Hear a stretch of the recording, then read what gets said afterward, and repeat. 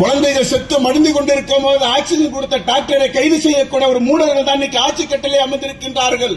அவன் சொல்லுகிறான், உத்தரப்பிரதேசத்துடைய முதலமைச்சர் சொல்லுகின்றான், சல்லி சல்லியாக கொஞ்சம் கொஞ்சமாக கொஞ்சம் விட்டு வைக்க மாட்டேன், அனைத்து வகுப்பு சொத்துக்களையும் நான் மீட்டிடுவேன் என்று சொல்லுகிறார்.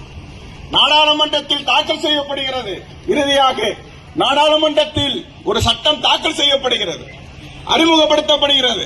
அதை நாட்டில் இருக்கக்கூடிய எதிர்க்கட்சிகள் எதிர்க்கின்றார்கள். நாட்டிலுள்ள எதிர்க்கட்சிகள் இந்தியாவை சிற்பிகளாக உருவாக்கி தந்த கட்சிகள், சாதாரண கட்சி கிடையாது. நாட்டை 200 ஆண்டு கால விடுதலைக்கு பிறகு நாடு மதச்சார்பற்ற நாடாக இருக்க வேண்டும்.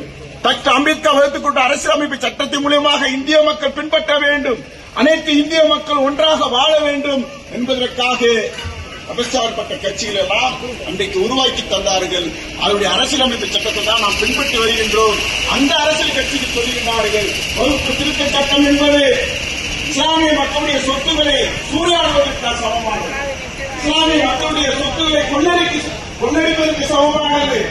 9 லட்சம் ஏக்கர் வகுப்பினர் என்று சொன்னால் மோடி போல பாபர் பள்ளிவாசல் இடித்துவிட்டு, அதனுடைய வகையாக்கள் பாபர் பள்ளிவாசல் இடித்துவிட்டு இந்துக்களையும் முஸ்லீம்களையும் வெறுப்பு பிரச்சாரம் ஆட்சி கட்டளை வந்து அதுபோல் திட்டத்தனமாக உருவாக்கப்பட்ட சொத்து அல்ல.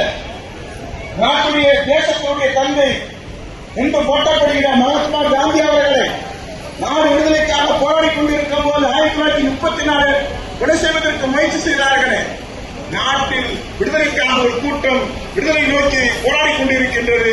இந்த தேச விரோத கும்பல் நாட்டுடைய தலைவர் காந்தி அவர்களை கொடுமை செய்வதற்கு முயற்சி செய்து கொண்டிருக்கின்றார். 1934, 1944, அப்புறம் 44, பிறகு 47 படுகொலை செய்து கோச்சே என்ற ஒரு கொடியவன் தேசத்தினோட துரோகி இஸ்மாயில் என்று பச்சை குத்தி கொண்டு காந்தியை படுகொலை செய்தானே, அதேபோல் அபகரிக்கப்பட்ட சொத்தல்ல.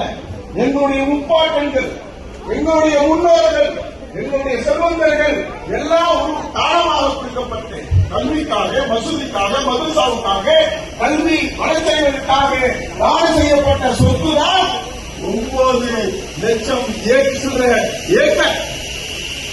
பாகிஸ்தான் விட்டு போட்டவர் தெரியுமா? வெறும் எதிரி சொத்து என்று சொல்லுவாங்க. வகுப்பு வாரி சொத்து 7, எதிரி சொத்து வெறும் 12,000 சொல்ற சொத்துக்கள் தான் எதிரி சொத்துக்கள். இது 2ஆக இணைத்து அமித்ஷா சொல்லுகிறார். அமித்ஷா சொன்னோடனே நாடாளுமன்றத்தில் தாக்கல் செய்கிறார். ஒரு வாரத்துக்கு முன்னாடி அமித்ஷா சொல்றார், நாட்டுடைய உள்துறை அமைச்சர் சொல்கிறார், நாங்கள் முஸ்லிமுடைய சொத்துக்களை புடுங்கக்கூடிய நேரம் வந்துவிட்டது, நாங்கள் செய்வோம் என்று சொல்றோம்.